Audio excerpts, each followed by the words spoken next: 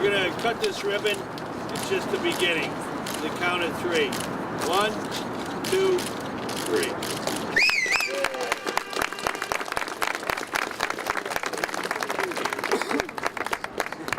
I want to thank Larry Shug for his commitment to serve on our Innovation Council. I know some of our other members are here today. I want to acknowledge their hard work and creativity because one of the ideas of our Innovation Council was to have this institute, the Health Technology Institute, established right here on the west side of Chicago in a very important neighborhood indeed. This is the Illinois Medical District, which has been established since 1941.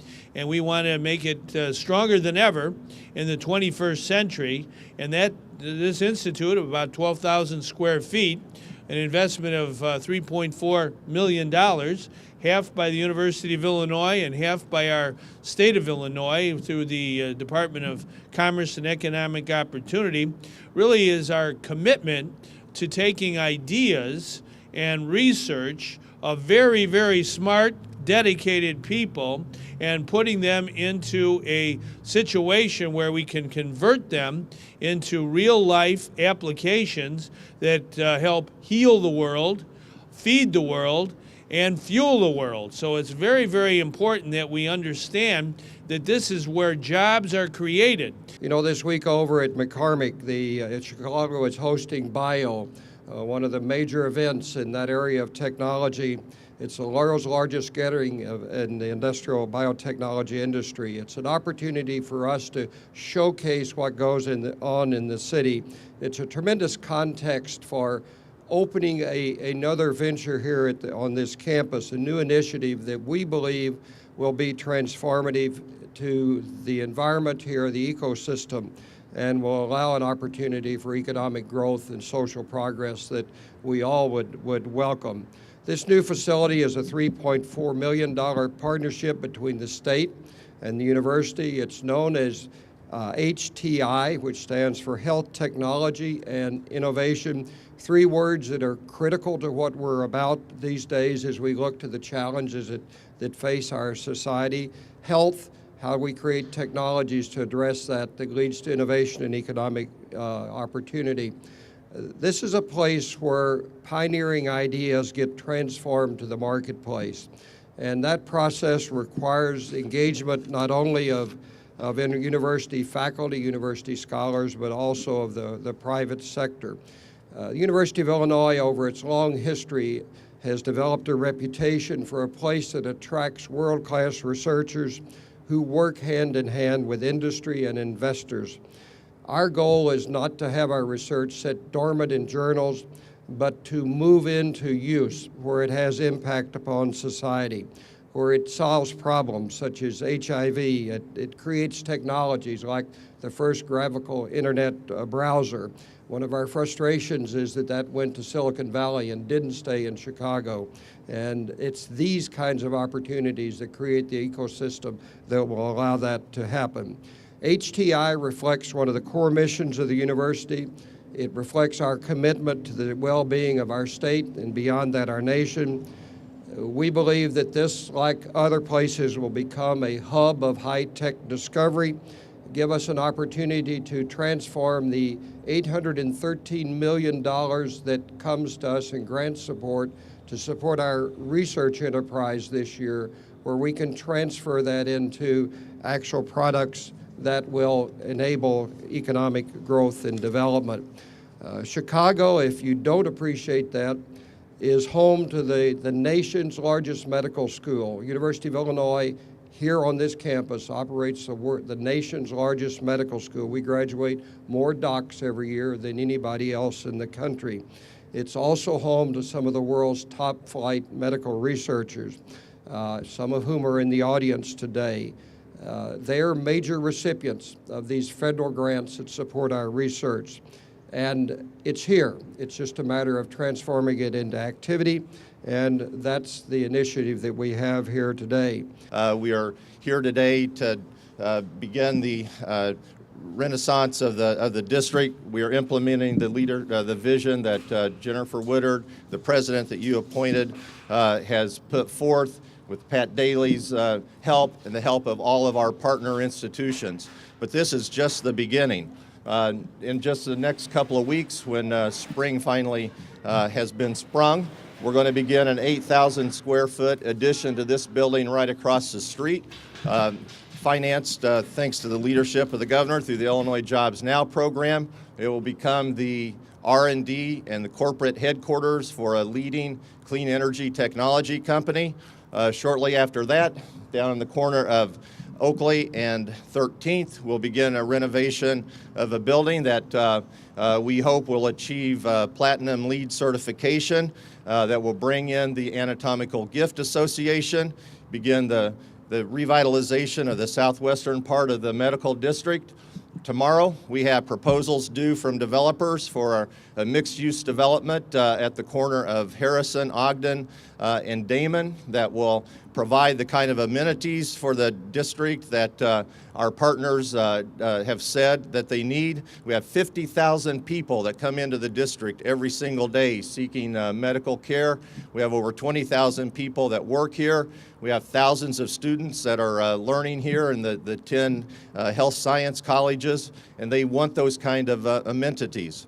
We're working closely with Cook County President Tony Preckwinkle, Commissioner Steele, to build out the fiber optics infrastructure to be able to tie together high-speed broadband service so that we can begin the critical job of computational data analysis to improve health outcomes for all of those people that are coming here every single day for medical care.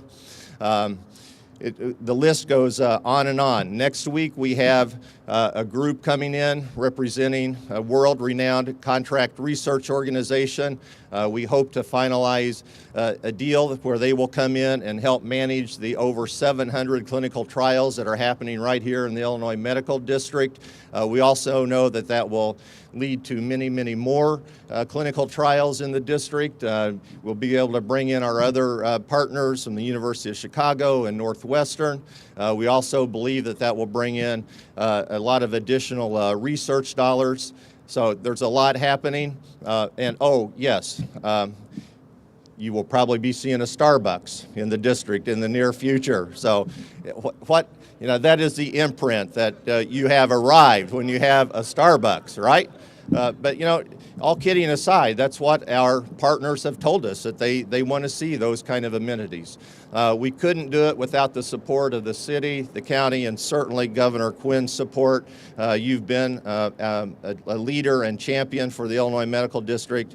On behalf of all those employees and patients, we thank you. I want to thank Alderman Burnett, Alderman Fioretti, Alderman Irving. We can't achieve our successes without your help. Commissioner Steele, you've been a great supporter. We're working to bring jobs. We're working to realize our vision of being a leader in patient care and medical research while driving economic growth.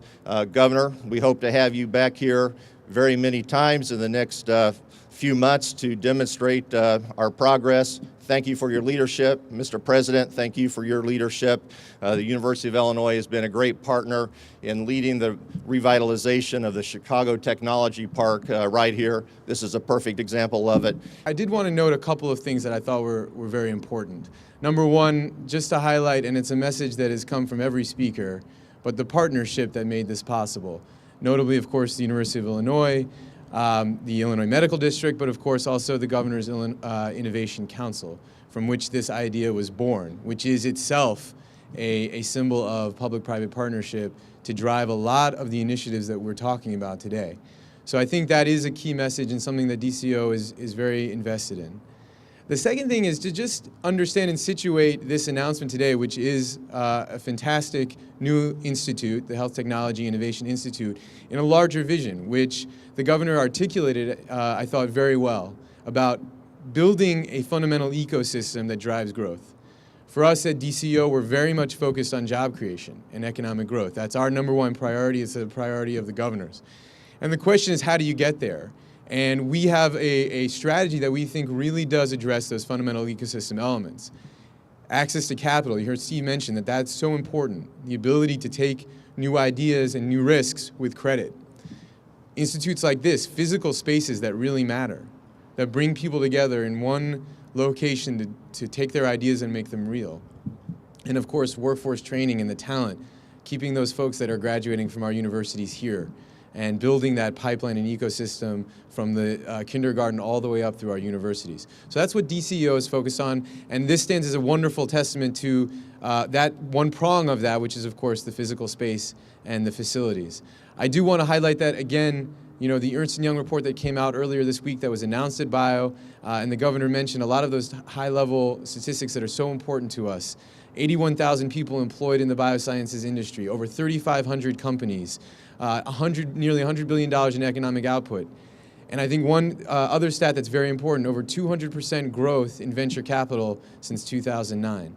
We have all the academic resources, not only with the University of Illinois, but I see David Baker here from IIT, Illinois Institute of Technology, also Northwestern and University of Chicago, and many, many more academic universities that really do the kind of high-quality, cutting-edge research that we need to convert into applications that create businesses and jobs.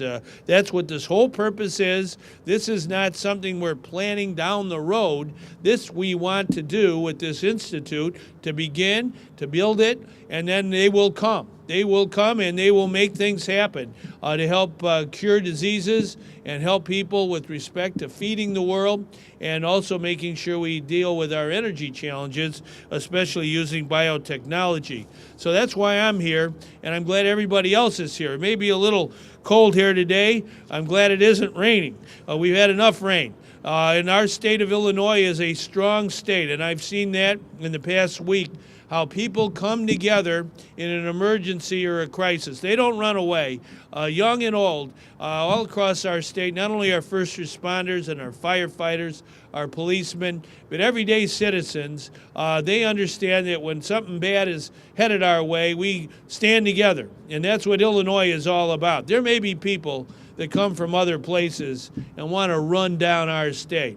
Well, I believe in the people of Illinois, all 13 million people, and I've seen firsthand how we take on every challenge that comes our way. We're the best of the best. We don't apologize to anybody. We're going to make the will of the people, the law of Illinois, forever. Thank you.